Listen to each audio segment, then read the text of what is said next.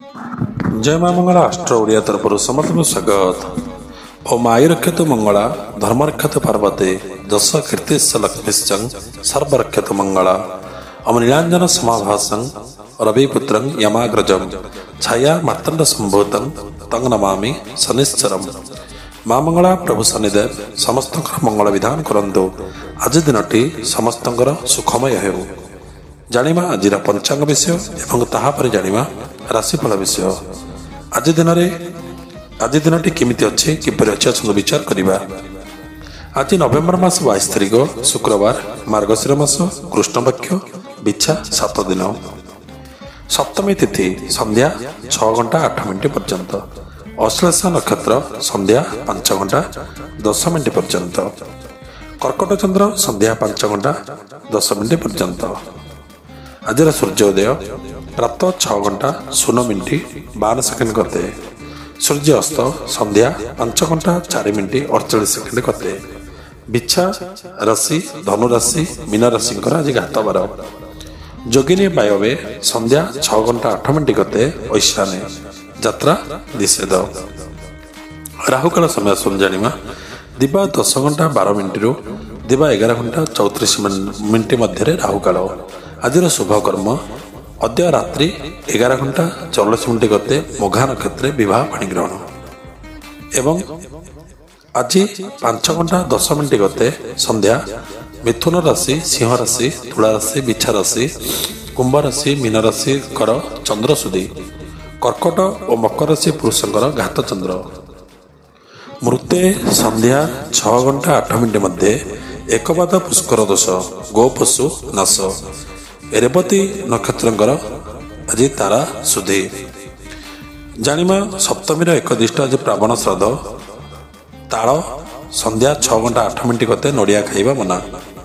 आज अमृत बेड़ा दिन 9 घंटा 0 मिनिट करते दिन 10 घंटा 29 मिनिट मध्य दिन 11 घंटा 13 मिनिट करते दिन 11 घंटा 57 मिनिट मध्य दिन 1 घंटा 25 मिनिट करते दिन 3 घंटा 37 मिनिट मध्य रात्र 7 घंटा 41 मिनिट करते रात्र 10 घंटा 17 मिनिट मध्य। आज जानिमा आज महेंद्र बेड़ा विषय दिन 3 घंटा 37 मिनिट करते संध्या 5 घंटा 5 मिनिट मध्य रात्र 12 घंटा 53 मिनिट करते रात्र 1 घंटा 45 मिनिट मध्य। जानिमा आज राशिफल विषय मेष राशि मीन राशि पर्यंत केउं राशि रे केमती अच्छी किपरि अच्छी आसंतु विचार करिबा। प्रथम जानिबा मेष राशि व्यक्ति विशेष आज दिनटी किपरि भावे कटिबो। कर्म क्षेत्र रे कठिन परिश्रम करिबाकु हेबो। व्यवसाय रे विघ्न सृष्टि हेबो। भातृ विवाद आज वृद्धि पाइबो। पारिवारिक अशांति आज सृष्टि हेबो। शत्रु माने पराजित हेबे। महिला माने चिंतित रहिबे। छात्र छात्री माने शिक्षा क्षेत्र रे आग्रही हेबे। तापर जानिमा वृष राशि व्यक्ति विशेष आज दिनटी किपरि भावे कटिबो। व्यवसाय रे लाभवान हेबे। कर्म क्षेत्र रे उन्नतिर संभावना अछि। माली मोकदमा आज सफलता लाभ करिवे। शत्रु माने आज पराजित हेबे। धन लाभ नूतन गृह निर्माणर सुजोग मिलिबो। पारिवारिक शांति आज प्राप्त हेबो। महिला माने किछि सुख शांति रे समय अतिबाहित करिवे। छात्र छात्री माने उच्च शिक्षा पई आग्रही हेबे। तापर जानिमा मिथुन राशि व्यक्ति विशेष आज दिनटी किपरि भावे कटिबो। चाकरी क्षेत्र रे पदोन्नतिर संभावना अछि। व्यवसाय रे अधिक परिश्रम द्वारा लाभवान हेबे।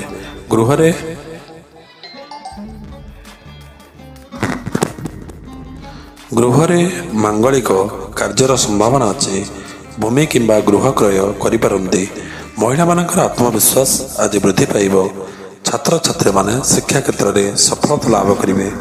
तापर जानिबा कर्कट राशि व्यक्ति विशेष आज दिनटी किपरि भावे कटिबो।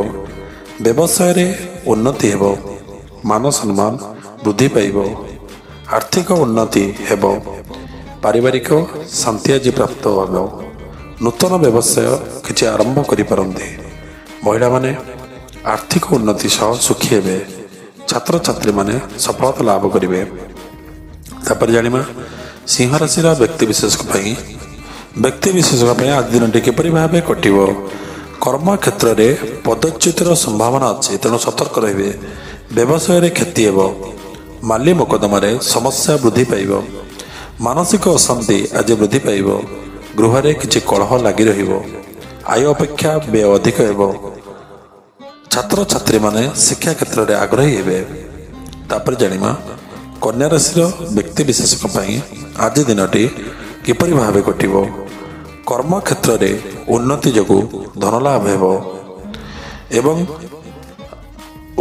ଉଚ୍ଚ ପଦସ୍ଥ କର୍ମଚାରୀଙ୍କର ଆଶ୍ୱାସନାରେ ବିଶ୍ୱାସ କରନ୍ତୁ ନାହିଁ, ନଚେତ୍ ଅସୁବିଧାରେ ପଡ଼ିବାର ସମ୍ଭାବନା ଅଛି। ମାନ ସମ୍ମାନ ବିଚାର କରି କାର୍ଯ୍ୟ କରନ୍ତୁ। ପାରିବାରିକ ଶାନ୍ତି ପାଇବେ। ମହିଳାମାନେ ସୁଖୀ ହେବେ। ଛାତ୍ରଛାତ୍ରୀମାନେ ଉଚ୍ଚଶିକ୍ଷା ପାଇଁ ବିଦେଶ ଯାତ୍ରା କରିପାରନ୍ତି। ତାପରେ ଜାଣିବା ତୁଳା ରାଶିର ବ୍ୟକ୍ତିବିଶେଷଙ୍କ ପାଇଁ ଆଜି ଦିନଟି କିପରି ଭାବେ କଟିବ। ଧୈର୍ଯ୍ୟର ସହ କାର୍ଯ୍ୟ କଲେ ବ୍ୟବସାୟରେ ସଫଳତା ମିଳିବ। ଭାତୃବିବାଦ ବୃଦ୍ଧି ପାଇବ। ମିଥ୍ୟା ଅପବାଦ ପାଇବାର ସମ୍ଭାବନା ଅଛି। ପାରିବାରିକ ଅଶାନ୍ତି ସୃଷ୍ଟି ହୋଇପାରେ। ମହିଳାମାନେ ସନ୍ତାନମାନଙ୍କ ଶାରୀରିକ ଅସୁସ୍ଥତା ଯୋଗୁଁ କିଛି ଚିନ୍ତିତ ରହିବେ। ଛାତ୍ରଛାତ୍ରୀମାନେ ଶିକ୍ଷା ପାଇଁ ଚିନ୍ତିତ ରହିବେ।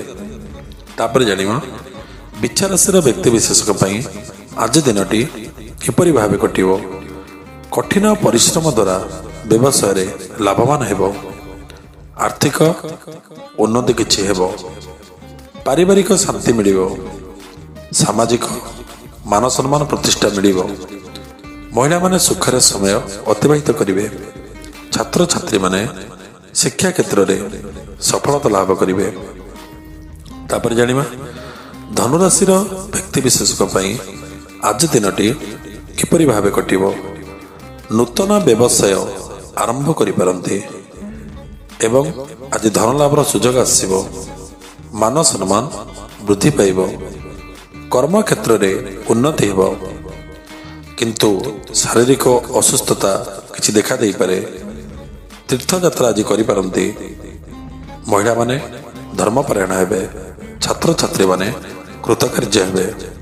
ତାପରେ ଜାଣିବା ମକର ରାଶିର ବ୍ୟକ୍ତିବିଶେଷଙ୍କ ପାଇଁ ଆଜି ଦିନଟି କିପରି ଭାବେ କଟିବ। ଜମି କିମ୍ବା ଗୃହ କ୍ରୟର ସୁଯୋଗ ଆସିବ। ସାମାଜିକ ପ୍ରତିଷ୍ଠା ପାଇଁ ସଂଘର୍ଷ କରିବାକୁ ପଡ଼ିବ। ଶତ୍ରୁମାନେ ଆଜି ପରାଜିତ ହେବେ। ଆର୍ଥିକ ଲାଭ ହେବ। ପାରିବାରିକ ସୁଖ ବୃଦ୍ଧି ପାଇବ। ମହିଳାମାନେ ଧର୍ମପରାୟଣ ହେବେ। ଛାତ୍ରଛାତ୍ରୀମାନେ ଉଚ୍ଚ ଶିକ୍ଷା ପାଇଁ ବିଦେଶ ଯାତ୍ରା କରିପାରନ୍ତି। ତାପରେ ଜାଣିବା କୁମ୍ଭ ରାଶିର ବ୍ୟକ୍ତିବିଶେଷଙ୍କ ପାଇଁ ଆଜି ଦିନଟି କିପରି ଭାବେ କଟିବ। ବ୍ୟବସାୟରେ ଆକସ୍ମିକ କ୍ଷତି ହେବାର ସମ୍ଭାବନା ଅଛି। ସାମାଜିକ ପ୍ରତିଷ୍ଠା ମିଳିବ। ପାରିବାରିକ ଶାନ୍ତି ମିଳିବ। ମାଲି ମୋକଦ୍ଦମାରେ ଆଜି ବ୍ୟସ୍ତ ରହିବେ। ପାରିବାରିକ ଅପରାହ୍ନରେ କିଛି ପାରିବାରିକ ଉପରେ କିଛି ଦ୍ୱନ୍ଦ୍ୱ ହୋଇପାରେ। ପରିବାରରେ କିଛି କଳହ ଲାଗିପାରେ, ତେଣୁ ଟିକେ ସତର୍କ ରହିବେ। ମହିଳାମାନେ ସୁଖୀ ହେବେ। ଛାତ୍ରଛାତ୍ରୀମାନେ କୃତକାର୍ଯ୍ୟ ହେବେ।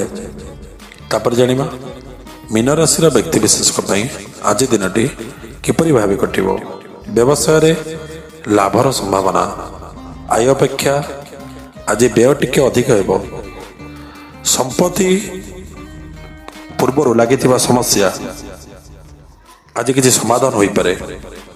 ସମ୍ପତ୍ତି ଉପରେ ଶାରୀରିକ ସୁସ୍ଥତା ବୃଦ୍ଧି ପାଇବ। ବନ୍ଧୁମାନଙ୍କ ସହ ଆଜି ଦୂରଯାତ୍ରା କରିପାରନ୍ତି। ମହିଳାମାନେ ଆନନ୍ଦରେ ସମୟ ଅତିବାହିତ କରିବେ। ଛାତ୍ରଛାତ୍ରୀମାନେ ଶିକ୍ଷା କ୍ଷେତ୍ରରେ ଉତ୍ସାହିତ ହେବେ। ଜୟ ମା ମଙ୍ଗଳା, ଜୟ ଶନିଦେବ।